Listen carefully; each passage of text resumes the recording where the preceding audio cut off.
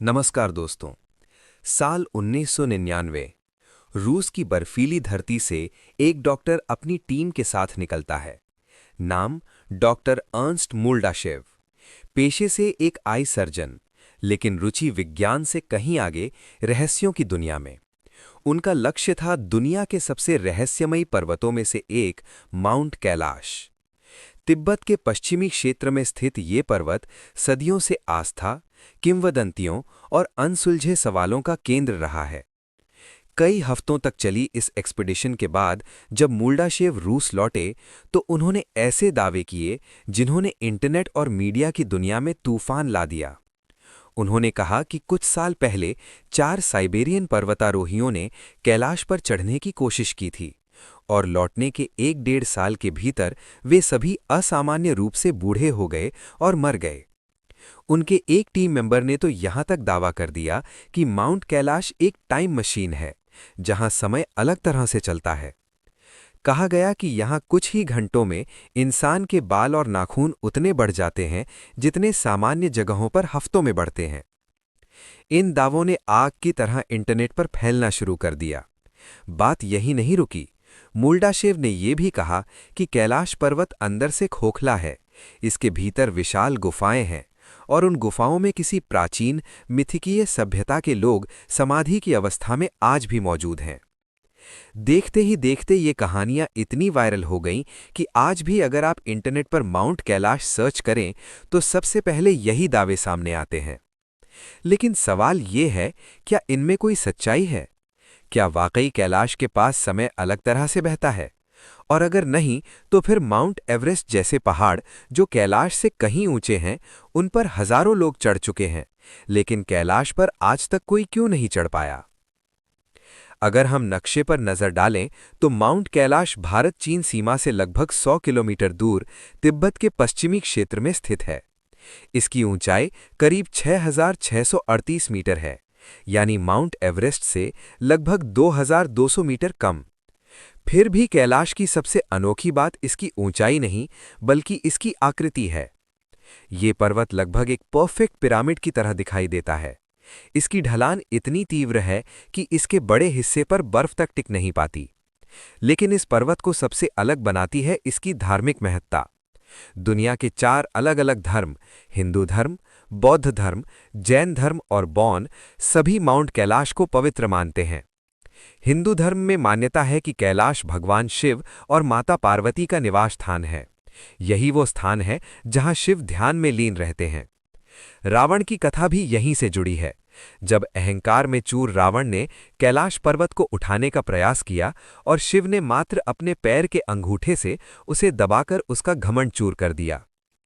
बौद्ध धर्म में कैलाश को चक्रसंवर देवता और वज्रवाराही का ध्यान स्थल माना जाता है। जैन धर्म में इसे अष्टापद कहा जाता है, जहां प्रथम तीर्थंकर ऋषभदेव ने मोक्ष प्राप्त किया। वहीं बौन धर्म, जो बौद्ध धर्म से भी पहले तिब्बत में प्रचलित था, कैलाश को वो धुरी मानता है जहां स्वर्ग और पृथ्वी मिलते हैं। इन चारों धर्मों के लोग हजारों वर्षों से कैलाश की परिक्रमा करते आ रहे हैं। लगभग 52 किलोमीटर लंबी ये परिक्रमा आज भी दुनिया की सबसे पवित्र यात्राओं में गिनी जाती है। हिंदू और बौद्ध इसे दक्षिणावर्त करते हैं, जबकि जैन और बौन धर्म के अनुयायी वामावर्त परिक्रमा करते हैं। दिलचस्प बात यह है कि दुनिया में सिर्फ एक और ऐसा पर्वत है जिसे 4 अलग-अलग धर्मों में पवित्र माना जाता है, श्रीलंका का श्रीपादा, जिसे एडम्स पीक भी कहा जाता है। अब विज्ञान की ओर लौटते हैं। कैलाश को अक्सर हिमालय का सबसे पुराना पर्वत कहा जाता है, लेकिन यह तथ्यात्मक रूप से गलत है। हिमालय का निर्माण भारतीय और यूरेशियन प्लेटों के टकराने से लगभग 5 करोड़ साल पहले शुरू हुआ था, जबकि कैलाश का निर्माण लगभग 1.7 करोड़ साल पहले हुआ था। यानी ये हिमालय की कई चोटियों से अपेक्षाकृत युवा है। कैलाश के पास 2 झीलें हैं, मानसरोवर और राक्षसताल। दोनों के बीच की दूरी सिर्फ 2-3 किलोमीटर है, लेकिन दोनों का स्वभाव बिल्कुल अलग है। मानसरोवर का पानी मीठा है, उसमें मछलियां और वनस्पति पाई जाती है, जबकि राक्षसताल का पानी खारा है, जिसमें जीवन लगभग नहीं के बराबर है। ये कोई चमत्कार नहीं, बल्कि भूगोल और जल विज्ञान का परिणाम है।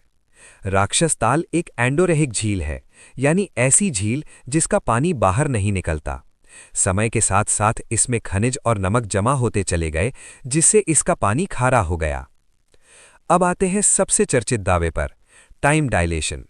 विज्ञान के अनुसार समय केवल दो कारणों से बदल सकता है, अत्यधिक गति या अत्यधिक गुरुत्वाकर्षण।